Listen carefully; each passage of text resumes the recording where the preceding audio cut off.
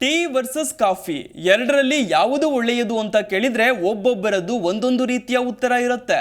ಚಹಾ ಹಾಗೂ ಕಾಫಿ ಬಳಕೆಗೆ ಬಂದ ಕಾಲದಿಂದಲೂ ಚಾಲ್ತಿಯಲ್ಲಿರೋ ಜಿಜ್ಞಾಸೆ ಇದು. ಇವೆರಡರಲ್ಲಿ ಯಾವುದು ಒಳ್ಳೆಯದು ಎನ್ನುವ ಚಹಾ ಮತ್ತು ಕಾಫಿಯ ಅಭಿಮಾನಿಗಳ ಮೂಲಭೂತ ಪ್ರಶ್ನೆಗೆ ಉತ್ತರ ನಿರ್ಣಯ ಮಾಡೋದು ಕೊಂಚ ಕಷ್ಟವೇ. ಆದರೆ ಇವೆರಡೂ ಪೇಯಗಳಲ್ಲಿ ಕೆಲವು ಸಾಮ್ಯತೆಗಳು ಹಾಗೆಯೇ ಕೆಲವು ಭಿನ್ನತೆಗಳು ಇರೋದಂತೂ ಹೌದು. ಅದನ್ನು ತಿಳಿದುಕೊಂಡ್ರೆ ಉತ್ತರವನ್ನ ನೀವೇ ನಿರ್ಧರಿಸಬಹುದು. ಹಾಗಿದ್ರೆ ಬನ್ನಿ, ಕಾಫಿ ವರ್ಸಸ್ ಟೀ ಸಮರದಲ್ಲಿ ಗೆಲ್ಲೋದ್ಯಾರು ಅಂತಲೇ ನೋಡ್ಬಿಡೋಣ. ಟೀ ಒಳ್ಳೆಯದ, ಕಾಫಿ ಒಳ್ಳೆಯದ? ಉತ್ತರ ಯಾವುದಯ್ಯ?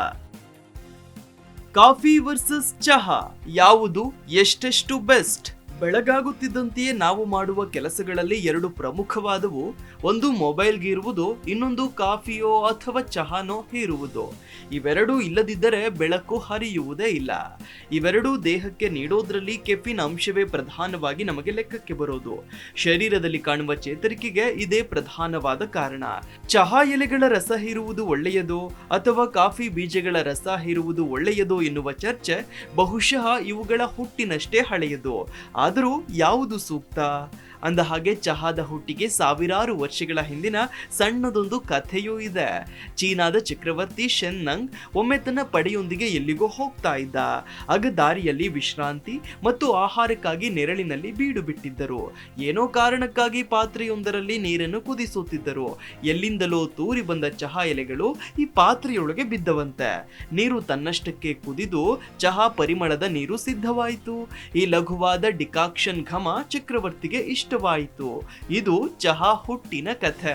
ಇದೇನೇ ಇದ್ದರೂ ಸಾವಿರಾರು ವರ್ಷಗಳಿಂದ ಏಷ್ಯಾದ ಸಂಸ್ಕೃತಿಗಳಲ್ಲಿ ಚಹಾಗೊಂದು ವಿಶಿಷ್ಟವಾದ ಸ್ಥಾನ ಇರುವುದಂತೂ ಹೌದು. ಅದೇನೇ ಇರಲಿ, ನಾವೀಗ ನಮ್ಮ ಮೂಲ ವಿಷಯಕ್ಕೆ ಬರೋಣ. ಹಾಗಿದ್ರೆ ಯಾವುದು ಒಳ್ಳೆಯದು? ಇದೀಗ ಮುಖ್ಯವಾದ ಪ್ರಶ್ನೆ.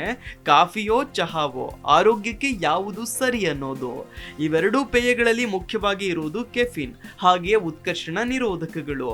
ಇದರಿಂದ ದೇಹದಲ್ಲಿನ ಶಕ್ತಿ ಸಂಚಯನ ಹೆಚ್ಚುತ್ತದೆ, ಮೆದುಳು ಚುರುಕಾಗುತ್ತೆ, ಚಯಾಪಚಯ ವೃದ್ಧಿಸುತ್ತೆ, ತೂಕ ಇಳಿಕೆಗೂ ನೆರವಾಗುತ್ತೆ. ಹಾಗಂತ ಈ ಎರಡೂ ಪೇಯಗಳ ಗುಣಗಳು ಒಂದೇ ಅಂತೇನೂ ಅಲ್ಲ. ಚಹಾದಲ್ಲಿರುವ ಉತ್ಕರ್ಷಣ ನಿರೋಧಕಗಳಿಗೆ ಹೆಚ್ಚಾಗಿ ಮನಸ್ಸನ್ನು ಶಾಂತವಾಗಿಸುವ ಗುಣಗಳಿವೆ. ಆದರೆ ಕಾಫಿಯಲ್ಲಿ ಕೆಫಿನ್ ಸಾಂದ್ರತೆ ಹೆಚ್ಚಿದ್ದು ದೈಹಿಕ ಕ್ಷಮತೆಯನ್ನ ಹೆಚ್ಚಿಸುತ್ತೆ. ಇವೆರಡೂ ಪೇಯಗಳಲ್ಲಿರುವ ಸಾಮ್ಯತೆ ಏನು ಅನ್ನೋದನ್ನ ಅರ್ಥ ಮಾಡಿಕೊಳ್ಳೋಣ. ಇವೆರಡೂ ಪೇಯಗಳಲ್ಲಿ ಉತ್ಕರ್ಷಣ ನಿರೋಧಕಗಳು ವಿಫುಲವಾಗಿವೆ. ದೇಹದಲ್ಲಿನ ಉರಿಯೂತವನ್ನ ಕಡಿಮೆ ಮಾಡಿ ಕೆಲವು ರೀತಿಯ ರೋಗಗಳನ್ನ ದೂರ ಇರಿಸುವುದಕ್ಕೆ ಇಂಥ ಅಂಶಗಳು ನೆರವಾಗ್ತವೆ. ಮಿತಿಯಲ್ಲಿ ಇವುಗಳನ್ನ ಕುಡಿಯೋದು ಒಂದರ್ಥದಲ್ಲಿ ಆರೋಗ್ಯವನ್ನ ಕಾಪಾಡಲು ಬಹುದು.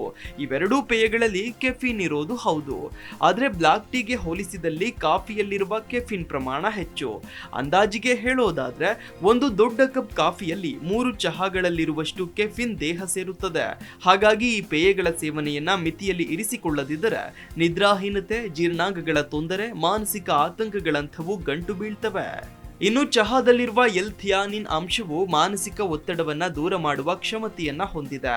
ಜೊತೆಗೆ ಮೆದುಳನ್ನ ಜಾಗೃತ ಸ್ಥಿತಿಯಲ್ಲೂ ಇರಿಸುತ್ತೆ. ಇದರಲ್ಲಿ ಹಲವು ರೀತಿಯ ಪಾಲಿಫೆನಾಲ್ಗಳಿದ್ದು ಚಯಾಪಚಯವನ್ನ ವೃದ್ಧಿಸುತ್ತೆ. ಗ್ರೀನ್ ಟೀ ಅಥವಾ ಹರ್ಬಲ್ ಚಹಾಗಳು ಜೀರ್ಣಾಂಗಗಳ ಬ್ಯಾಕ್ಟೀರಿಯಾಗಳಿಗೆ ಕೊಂಚ ಸಹಾಯ ಮಾಡಿ ತೂಕ ಇಳಿಕೆಗೂ ನೆರವಾಗುತ್ತೆ. ಆದರೆ ಕಾಫಿಯಲ್ಲಿರುವ ಕ್ಷಮತೆ ಬೇರೆಯೇ. ಇದರಲ್ಲಿ ಕೆಫಿನ್ ಅಂಶ ನೈಸರ್ಗಿಕವಾಗಿಯೇ ಹೆಚ್ಚಿರೋದ್ರಿಂದ ದೇಹದಲ್ಲಿ ಶಕ್ತಿಯನ್ನ ಹೆಚ್ಚಿಸಿ ಅಥ್ಲೆಟಿಕ್ ಕ್ಷಮತೆಯನ್ನ ವೃದ್ಧಿಸುವಂತದ್ದು. ಕಾಫಿಯ ಡೋಪಮಿನ್ ಅಂಶದಿಂದಾಗಿ ನರಗಳನ್ನ ಉತ್ತೇಜಿಸುವುದರಿಂದ ಪಾರ್ಕಿನ್ಸನ್ ಹಾಗೆ ಆಲ್ಝೈಮರ್ಸ್ ರೋಗಿಗಳಿಗೆ ಇದರಿಂದಾಗುವ ಲಾಭಗಳ ಬಗ್ಗೆ ಸಂಶೋಧನೆಗಳು ನಡೀತಾ ಇವೆ. ಮಿತಿಯಲ್ಲಿದ್ರೆ ಲಿವರ್ಗೂ ಒಳ್ಳೆಯದು, ಆದರೆ ಮಿತಿ ಮೀರಿದ್ರೆ ಜೀರ್ಣಾಂಗಗಳ ಆರೋಗ್ಯವನ್ನ ಹದಗೆಡಿಸಿ ವ್ಯಸನವನ್ನು ಅಂಟಿಸುತ್ತದೆ. ಇದಿಷ್ಟು ಕಾಫಿ ಹಾಗೂ ಚಹಾಗಳಿಗಿರುವ ಸಾಮ್ಯತೆಗಳು ಹಾಗೂ ಭಿನ್ನತೆಗಳು.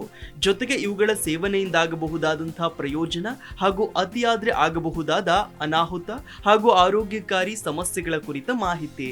ಹೀಗಾಗಿ ಟೀ ಕಾಫಿಯನ್ನ ಎಷ್ಟು ಕುಡಿಬಹುದು, ಎಷ್ಟರ ಮಿತಿಯಲ್ಲಿ ಕುಡಿಬಹುದು ಅನ್ನೋದನ್ನ ನೀವೇ ನಿರ್ಧರಿಸಿಕೊಳ್ಳಿ. Desk bureau, Zee Kannada news. Zee Kannada news ಈಗ ನಿಮ್ಮ ಮನೆಯಲ್ಲೇ ನೋಡಿ. ಎಲ್ಲ ಕೇಬಲ್ಗಳಲ್ಲಿ ಈಗ ಲಭ್ಯ.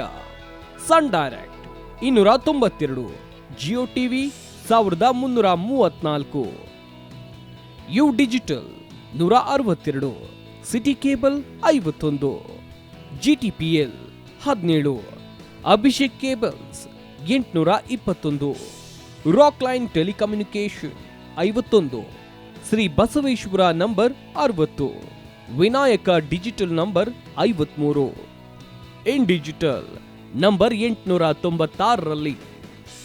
ನಿಮ್ಮಿಸ್ತದ ಜಿ ಕನ್ನಡ ನ್ಯೂಸ್ ನೋಡಿ ಆನಂದಿಸಿ.